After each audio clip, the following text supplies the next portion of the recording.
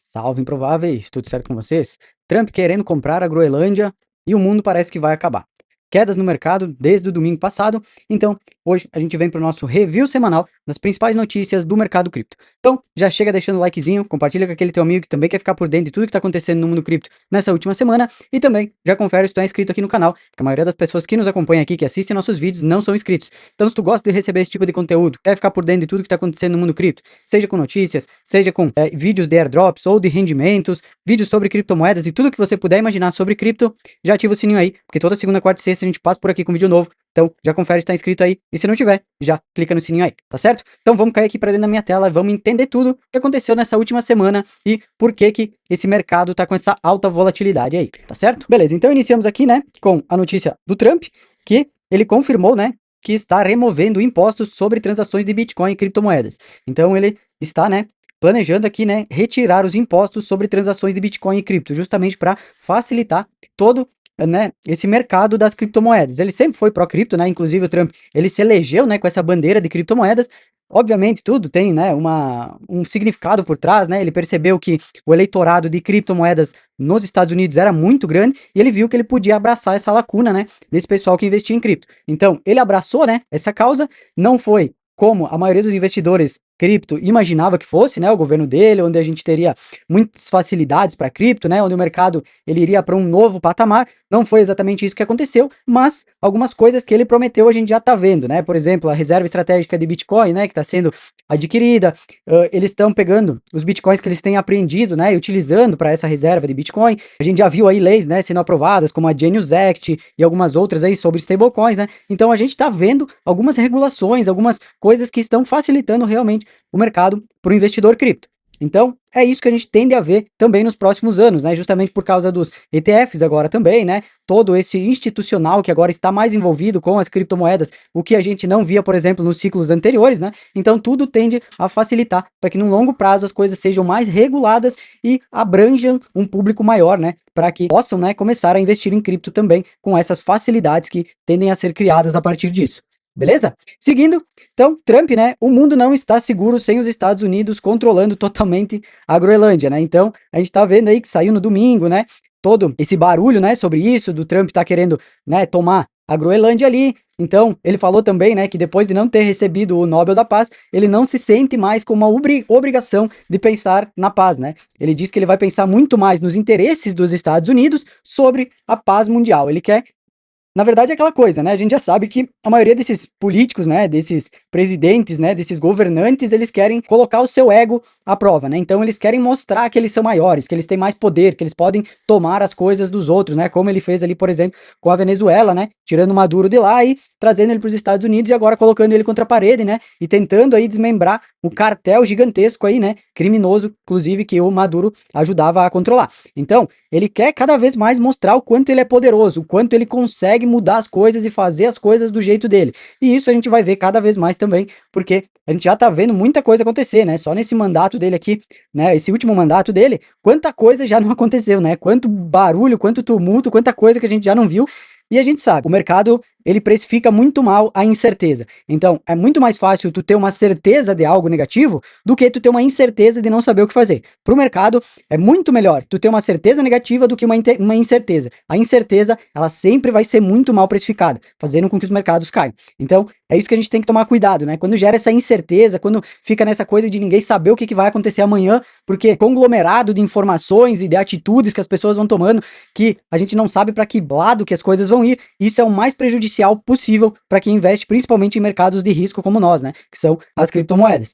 Seguindo, então a Europa mandou um recado para o Trump, né? Dizendo que eles não tem tanto medo dele como, por exemplo, né, os outros países aí. Por quê? Porque o Deutsche Bank, né, ele diz que tem 8 trilhões de dólares em títulos e ações dos Estados Unidos na Europa, que lhe dão uma grande vantagem, né, sobre o governo americano, já que o Trump ameaça impor tarifas sobre quem ajudar, vamos dizer assim, ajudar entre aspas, né, quem vamos dizer assim, negociar ou fizer qualquer tipo de transação justamente com a Groenlândia. Então, a China, por exemplo, né, a gente já trouxe isso em vídeos passados, ela ia tomar uma taxação grande justamente por causa do Irã, né, por ser um dos parceiros comerciais fortes do Irã. E agora, o Trump, nessa semana, ele veio justamente com essa ideia de que quem estiver negociando com a Groenlândia também vai ter um tarifaço aí sobre as suas negociações com os Estados Unidos. Então a gente tem que ficar de olho nisso aí para ver o que vai acontecer, se realmente vai vir, né, a ficar vigente essas tarifas dele, ou se é só mais um blefe, né, para tentar fazer com que as nações ali fiquem com medo, né, e acabem facilitando, né, esse controle que ele quer ter, por exemplo, sobre a Groenlândia. Seguindo, temos aqui também, né, a questão do Fed. Então o Fed ele vai aplicar aí mais de 55,3 bilhões de dólares, né? Vai começar a vir, né, a mercado aqui esses valores, ó, dia 20 do 1, né, depois dia 22, depois dia 26, dia 29, né, 2 do 2, 4 do 2 e 10 do 2 aqui. Então, a gente tem aqui, ó, 8 bilhões, mais 6, mais 8, mais 8, mais 6, mais 8, mais 8. Então, já tem aqui mais de 55,3 bilhões, né, de dólares para entrar aqui do Fed. Então, liquidez entrando com força, né? A gente já sabia que isso ia começar, inclusive nos vídeos anteriores que a gente fez aqui sobre notícias e tudo mais. A gente já falou que por baixo dos panos, né? O Fed ele já estava injetando liquidez no mercado e agora a gente vê que vai vir mais 55,3 bilhões de dólares, né, pro mercado aí, justamente por causa do Fed que está injetando essa liquidez aqui para poder salvar aí, né, as empresas, os bancos, enfim, né, que tá com grandes dificuldades aí nos Estados Unidos.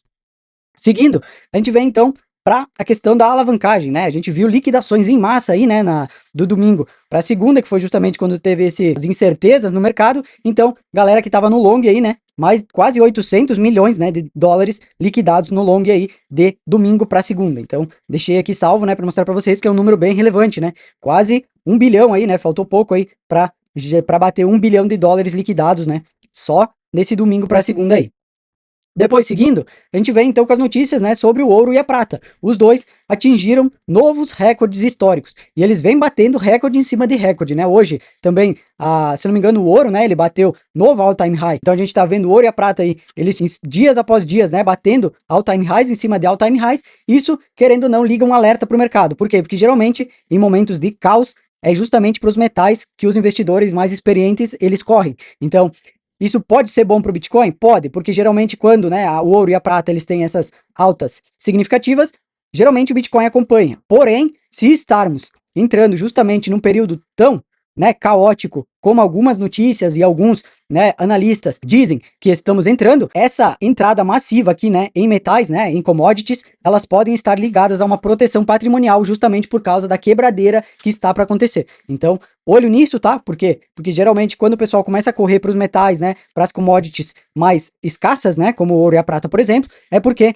eles estão com um grande medo do que está acontecendo na macroeconomia, eles querem proteger o seu capital. Então, olho nisso, tá? Pode ser que o Bitcoin ele siga também esse mesmo caminho, ou a gente pode ver, né, justamente aquilo que a gente não quer, né, que é aquele caos instaurado, onde as pessoas vão correr para metais e para coisas mais escassas para proteger o seu dinheiro, porque o dólar não vai estar valendo nada, as moedas fiduciárias vão estar valendo menos ainda e as pessoas vão estar muito encrencadas. Então vamos ficar de olho nisso para ver o que vem a decorrer a partir disso aqui. Tranquilo?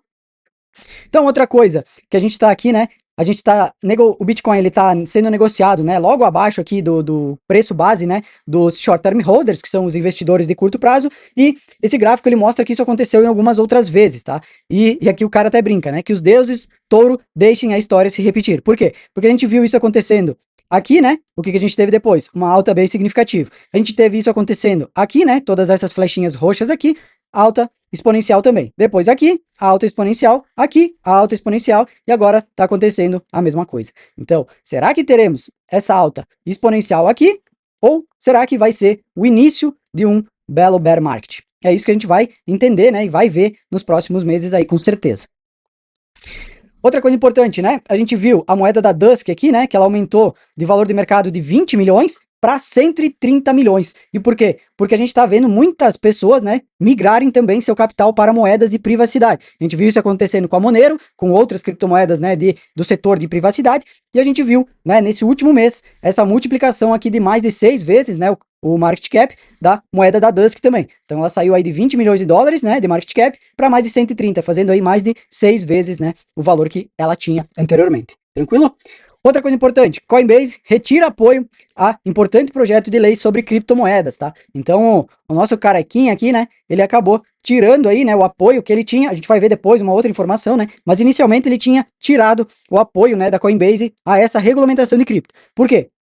Porque ele falou que isso, né, não estava sendo uma estrutura justa, né, para o mercado. Ele estava com medo de que algumas coisas do DeFi fossem prejudicadas, né? Ele falou, inclusive, que essa regulamentação ela estava dando muito poder para a SEC, então isso não era bom, né, para criadores, né, desenvolvedores e para quem investe também em criptomoedas. Então ele achou muitos poréns, né, dentro dessa regulamentação e por isso que ele acabou, né, tirando ali, vamos dizer assim, o seu apoio, né, a essa regulamentação de cripto que estava sendo feita. Mas depois, né, ele vem aqui uma nova notícia, né, que a Coinbase ela trabalhará então ajudando, né, os bancos a criar essa regulamentação mais amigável, vamos dizer assim, tá, para as criptomoedas. Então o Brian Armstrong, né, que é o nosso carequinha aqui da Coinbase, ele confirmou reunião aí com os CEOs de bancos em Davos para avançar no projeto de lei de estrutura do mercado de criptomoedas. Ele planeja negociar com bancos sobre stablecoins antes de levar as propostas de volta aos legisladores dos Estados Unidos. Então ele deu esse passinho para trás aqui, né, com os legisladores lá dos Estados Unidos, tirando esse apoio da Coinbase inicialmente,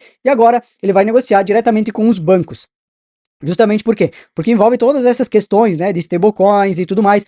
Vai ter também, com certeza, coisas ali sobre a Genius Act e tudo mais. Então ele tá indo com bastante cautela, justamente para, de uma forma, de certa forma, não prejudicar o mercado cripto como um todo. Ele quer que as coisas continuem tendo essa descentralização, essa privacidade, né, e essa facilidade que a gente tem hoje para investir no mercado cripto. Então ele não quer que, por exemplo, a SEC ela tenha toda essa autonomia que a regulamentação está querendo dar sobre as criptomoedas. Então ele está brigando por isso e ele não está, né, amolecendo aí para os legisladores dos Estados Unidos. Inclusive, como a gente mostrou anteriormente, ele já tirou o apoio que ele estava dando, né, à legislação da regulamentação das criptos, justamente para poder fazer o quê? Pensar com mais calma, negociar isso, né, também com os bancos e tudo mais, para tentar fazer de uma forma cada vez melhor para todo mundo que investe, né, para todo mundo que está no mercado cripto, por exemplo.